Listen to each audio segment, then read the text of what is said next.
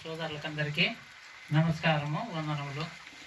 ఏదైనా పని పడింది ఎంఆర్ఓతో, ఒక భూమి విషయం కానీ లేకపోతే ఒక తగాదాల విషయం కానీ ఏదో చిన్న విషయం కానీ పోవాలంటే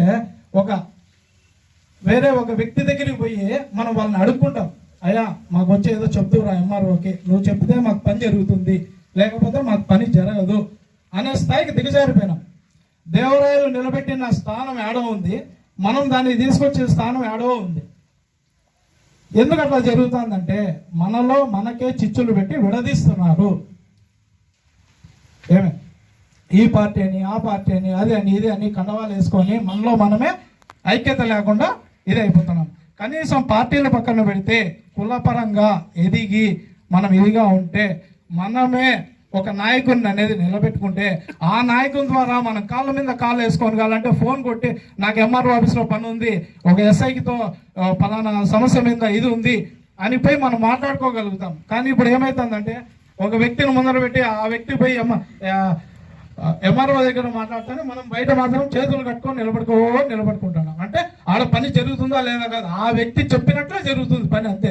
ఈరోజు నీకు కాదు పోరా, రేపు రాబంటే మళ్ళీ రేపు పోవాలి, మనం మన్నాడు రోబర్ అంటే మన్నాడు పోవాలి. కానీ మన వ్యక్తికి ఎవరు ముందుకు వస్తున్నారో మనలాంటి వ్యక్తికి మనము ముందుకు తీసుకొచ్చి రాజాధికారం కట్టబెడితే మనం ఖచ్చితంగా బల్జలు అనేవాళ్ళు ఎదుగుతాము. లేదంటే ఇలాగే కొనసాగుతూ ఉంటుంది. అలాగే శివప్రసాద్ గారు చెప్పినట్లు పిల్లలు పెద్దోళ్ళు మాత్రం పిల్లల్ని పంపిరు ఎక్కడికి కూడా.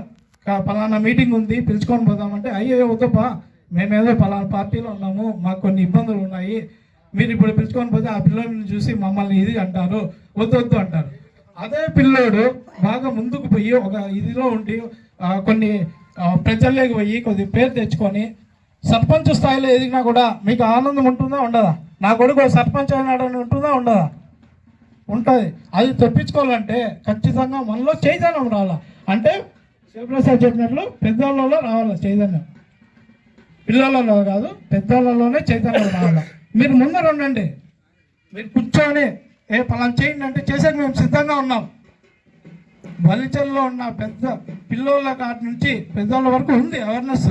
కానీ అది ఏ రోడ్కి ఎట్లా పోతుంది అనేది తెలియకుండా, మనకి తెలియకుండానే నాయకులు విడదీసేస్తున్నారు, అంతే. కండవాళ్ళు కలిపేసి విడదీస్తున్నారు. కనుక నేను ఈ అవేర్నెస్ కోసం మాట్లాడాలని కొద్దిగా ఇదిగా మాట్లాడాను. ఎందుకంటే నేను తిరిగిండే దగ్గర నేను కొన్ని ఇబ్బందులు పడ్డాను సంఘం గురించి, దాని గురించి మాట్లాడాను. ఏదైనా తప్పు ఒప్పులు అంటే క్షమించండి. ఈ అవకాశం ఇచ్చిన ధనవాడ బలిజ సంఘానికి నా ధన్యవాదాలు.